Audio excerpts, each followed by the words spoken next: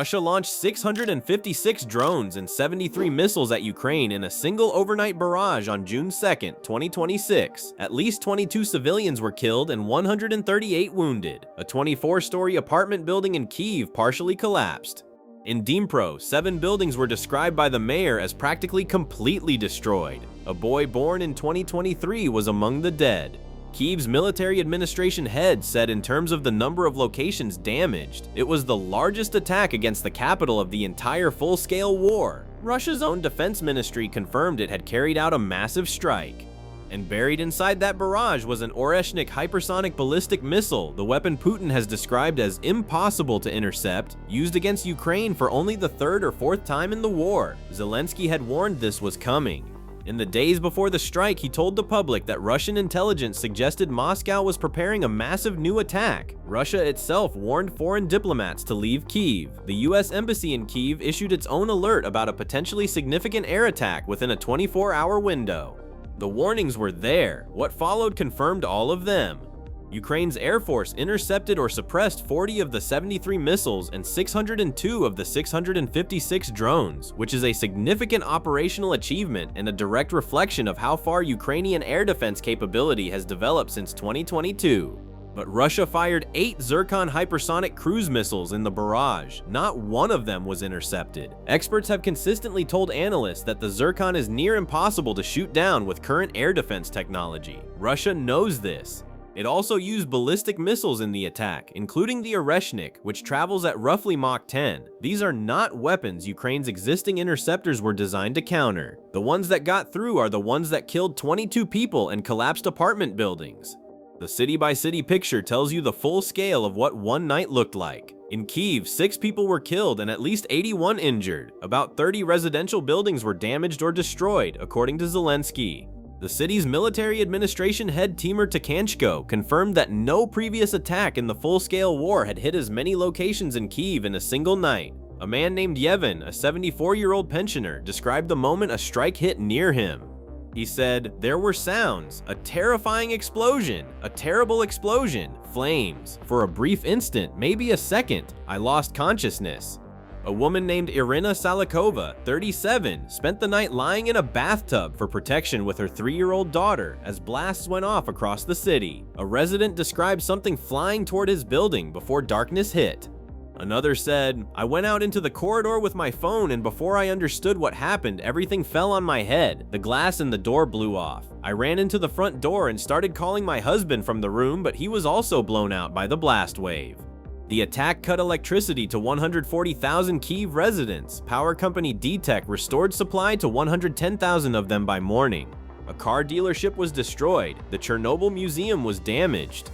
Busha and Vyshgorod, communities in Kyiv's surrounding region, also reported damage to homes, warehouses, and non-residential buildings. In Dnipro, 16 people were killed, including the toddler born in 2023.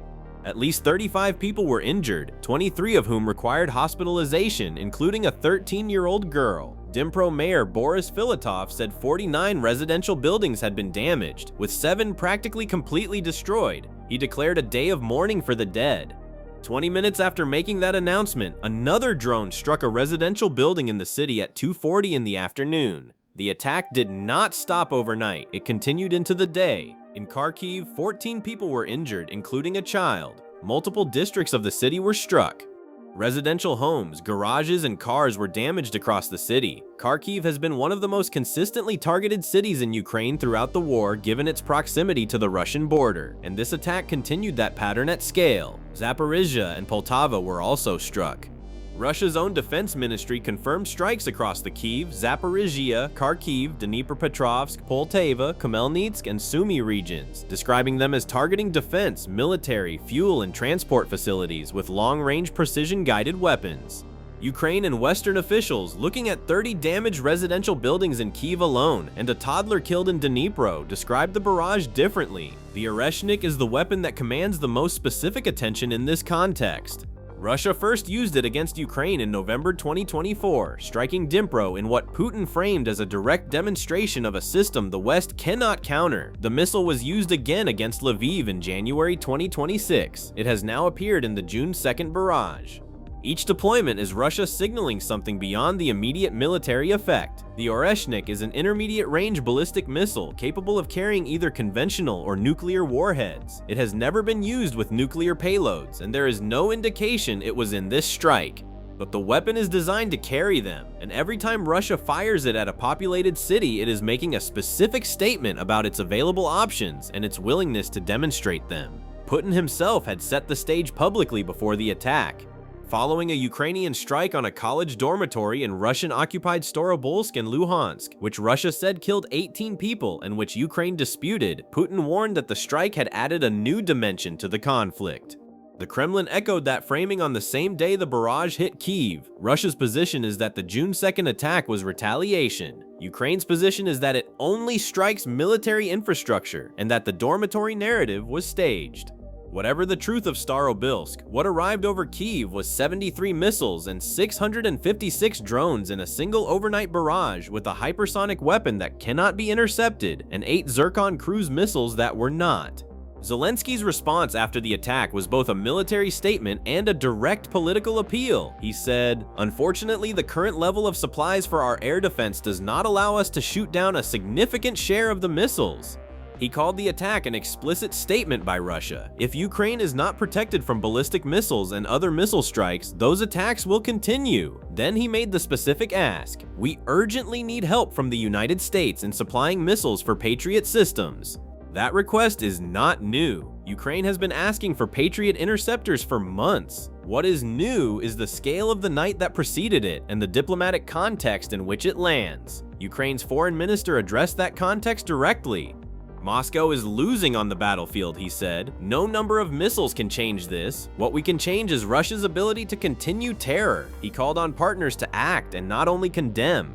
He specifically urged Ukraine's allies to increase funding through NATO's Pearl program to unlock more American weapons, including the Patriot interceptors Zelensky needs. That call is aimed at allies who are simultaneously managing weapons supply chains stretched by the Iran war, where US Patriot systems are also in demand, and at an American administration that has been publicly exploring a negotiated settlement to the Ukraine war that some in Kyiv fear would require territorial concessions. The military backdrop to the June 2nd attack explains part of why Russia launched it when it did. UK intelligence reported on May 27th that an estimated 500 Russian soldiers had been killed since the start of the full-scale invasion. In March 2026, Ukrainian troops launched counterattacks that successfully liberated most Russian-occupied areas of Dnipropetrovsk Oblast. Russia's territorial gains slipped into negative figures in May, according to Deep State, a tracking project that monitors frontline movements in detail. Russia is absorbing enormous casualties, losing territory in some areas, and facing a domestic audience that was told this war would be over quickly. The massive aerial barrage serves a specific purpose in that context. It cannot reverse battlefield losses. It cannot recapture ground. What it can do is demonstrate to a Russian domestic audience that Moscow is striking back, force Ukraine to spend interceptors at a rate its supply chains cannot sustain, and pressure Kyiv's Western allies by showing that air defense shortfalls translate directly into civilian casualties. Putin has been escalating the aerial campaign in recent weeks in what analysts describe as a deliberate attempt to take advantage of Ukraine's shortage of US-made air defense systems. That shortage is real. Ukraine is intercepting over 90% of what Russia fires in volume terms, but Russia has calibrated the weapons mix specifically to include systems the existing interceptors cannot reliably stop: Zircon hypersonic cruise missiles, Oreshnik intermediate-range ballistic missiles, a barrage large enough that even a 90% interception rate leaves dozens of weapons reaching their targets. The mathematics of attrition favor the attacker when the attacker has essentially unlimited drone production, and the defender has a finite interceptor stockpile, with supply chains dependent on allies managing competing demands. Dnipro declared a day of mourning. Kyiv counted 30 damaged buildings. A 3-year-old spent the night in a bathtub. A 74-year-old pensioner briefly lost consciousness from the blast. A woman has no doors, no windows, no balcony. She can step from her room directly onto the street. That is what one night of Russia's largest barrage produced in the cities it hit. The war has now been running for more than 4 years. Russia has bombarded Ukraine almost every day since February 2022. The June 2nd attack was, by the count of Kyiv's own military administration, the largest single-night assault on the capital in terms of locations damaged across the entire full-scale war. Zelensky said it is an explicit statement. He is right. The question is what the response to that statement looks like and how long it takes to arrive.